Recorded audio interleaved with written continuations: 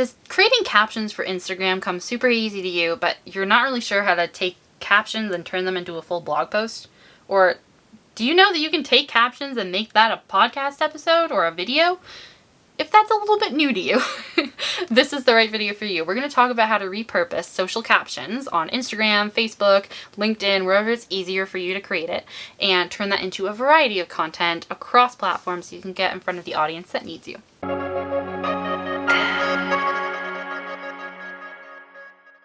Welcome back to my YouTube channel. My name is Emma Givens. I am a content marketer and brand copy strategist for small business owners, probably like you.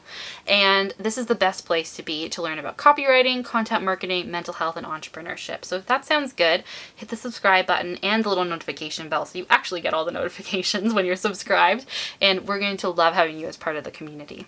All right, since we're talking about social media, we're going to head into a screen recording so that you can actually see how to transform a social media post to a blog post, etc. in action. So let's go there now.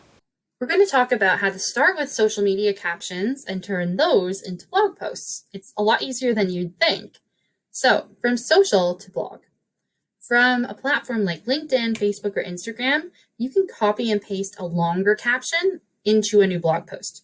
Depending on how long it is, it may actually be blog post size, but just like on the lower end of a blog post size. So maybe it's a 500-word blog post instead of a 1,000-word blog post. And you know what? If that's the difference between you getting a blog post done and not, it's probably going to be worth it.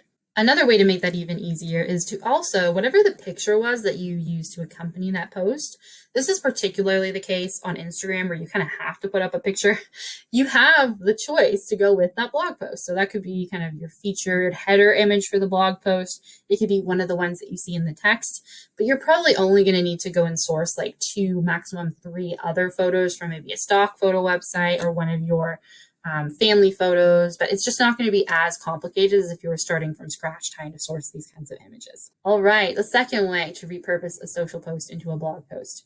From Facebook, Instagram, or Twitter, you could riff off of a shorter post. You could also, of course, do this on LinkedIn too. It's also quite short, but these are just the ones that I find people utilize the most. You can create a full blog article simply by expanding the post that you had. So add more examples.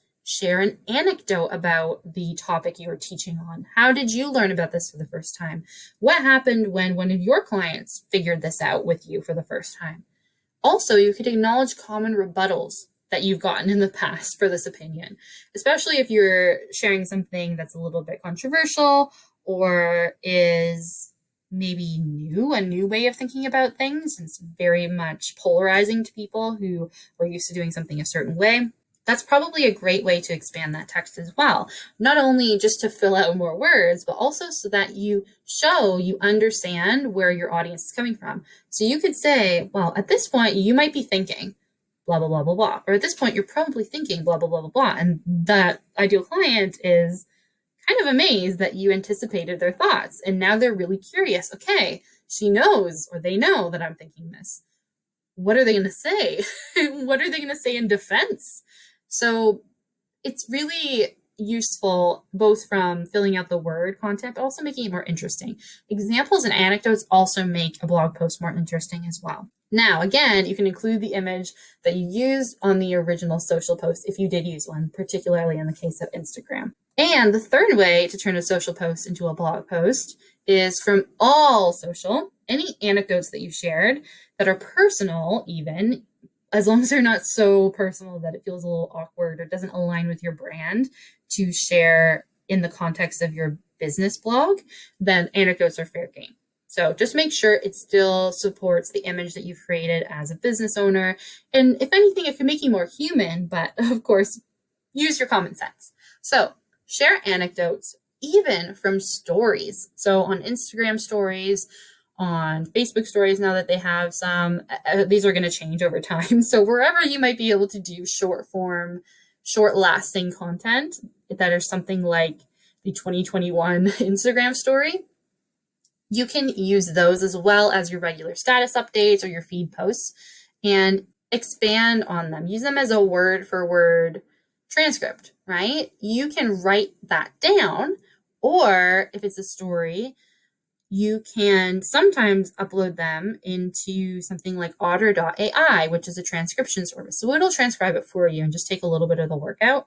And then you can do the same thing. Start there with that transcription and expand on it. So you can go back to number 2, right? Riff off of the shorter post. You're riffing off of a story instead. If it's long enough, you could also leave it as is, but you can probably just riff off of it and you'll expand it to become more of a meaningful full-length blog post. You can fill in all the details of the story, all of the nuances of the story that you can't get across in a really brief video. If it is a very personal anecdote, always try and relate that back to your readership or one of your business services. Even if you're not explicitly selling, try and connect it to your area of expertise as a business owner, just so that it kind of validates its presence there. But also, a lot of the time, our personal experiences can be used as metaphors or analogies for experiences that we'll have in our business world, whether it's our business relationships or an example of the importance of one of the services you offer when done well versus when done poorly.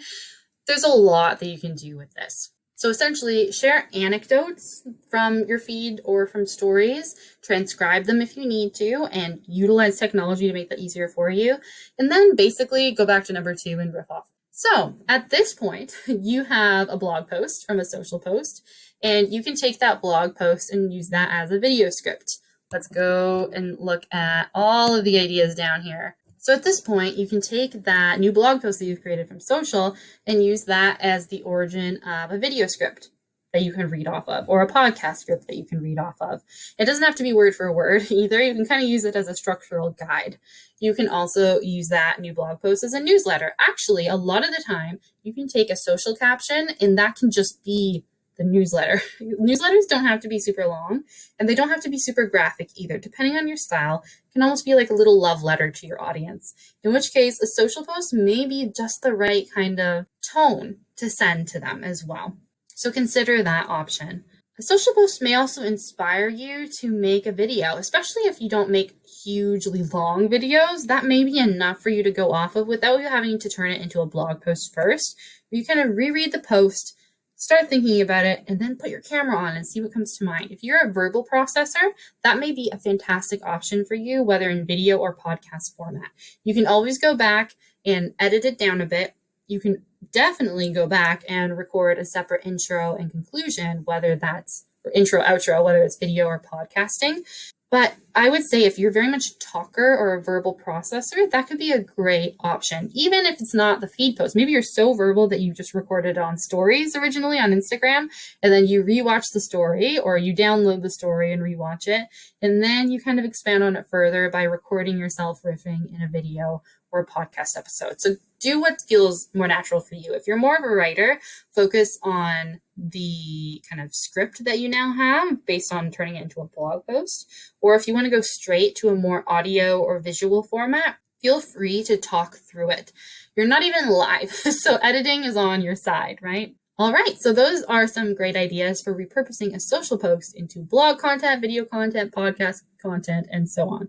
Isn't that kind of mind-blowing, right? How you can start with one simple social media caption or a couple social media captions and really expand that into a whole story, whether that is an educational post or going into the background of how you got your start in business. There's so much you can do. So I think the key is really to just get those ideas on the page, even if that is on Instagram, and then you're going to have so many different ways to transform that into other types of content that might be a little bit more long form. But also build relationships and establish you as an expert with your ideal clients, your ideal audience. So I really strongly recommend that you give this a shot. And I would love for you to put in the comments below, what type of content are you going to create out of your first attempt at transforming or repurposing social media captions? If this has opened your eyes to the wild possibilities of content marketing and how content can really do the work of marketing and visibility for you for your business, then I have a great invitation for you. So I've started doing VIP days one-on-one with people just like you who are running a business and who really need to grow their audience, whether that means growing their following, growing their email list, nurturing those people so they actually can sell their services within a quarter. There's so many different things we can do with really strategic content marketing and a strong brand message. And that is absolutely everything that we do in a VIP day. It's really incredible how much we can get done when we're super intentional about it. Especially if you're a very busy person, that setup where you and I get together and we spend a whole day knocking out that brand messaging, knocking out a quarterly content plan, and showing up to building this business in a way that feels super authentic, that's for you. So I want to invite you to chat with me about it. So you can book, there's going to be a little link in the description box to a calendar, and as long as you see availability on that calendar, then I still have spots to chat. Totally free, no obligation, but we'll talk about whether a VIP day is a good fit for you and about how content marketing can really support your business. So I would love to have a conversation with you and actually put a face to the names in the comments.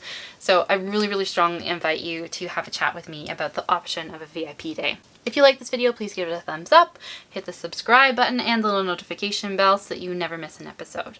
I will see you again here on YouTube. Bye.